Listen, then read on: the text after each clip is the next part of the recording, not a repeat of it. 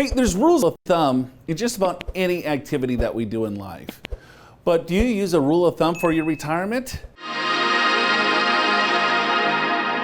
So that's what we're going to talk about today. We're going to go through the rules of thumb and see which are things to consider. Right. So Joe, I think when you think about rules of thumb, one of the first ones that I hear often is you need $1 million to retire. Sure. I mean, I think when it comes to financial planning, rules of thumb some of them are absolutely terrible, but for the most part, it gets people at least focused and thinking about their finances.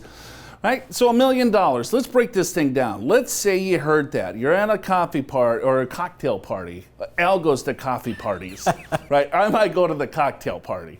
Right? We're hanging out, and then you hear, yeah, you need $1 million to retire. Okay, and then you're thinking, man, I only have 100 grand. There's no way I'm gonna get to $1 million, but at least it's a goal to get you there. But if you look at the income that $1 million produces, it's not as much as you might think. You know, using the good old 4% rule, $1 million equals 40,000, right? If I'm living off 100 grand, you need $2.5 million. Yeah, right. So Joe, I think that the better way to think about this is look at your own situation. So what that means is take a look at what your spending is or what your desired spending is in retirement. And let's say it's $100,000, for example.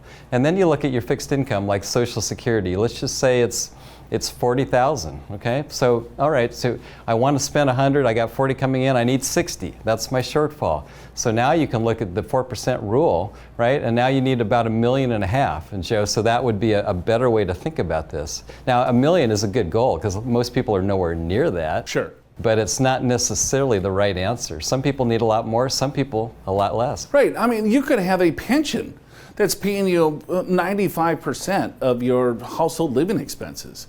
So maybe you only need $100,000 saved, nowhere near $1 million. So you gotta break things down specifically.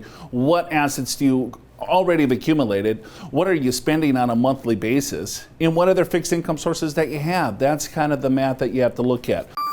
Are you prepared for retirement? Schedule a free financial assessment with an experienced financial professional right online at purefinancial.com.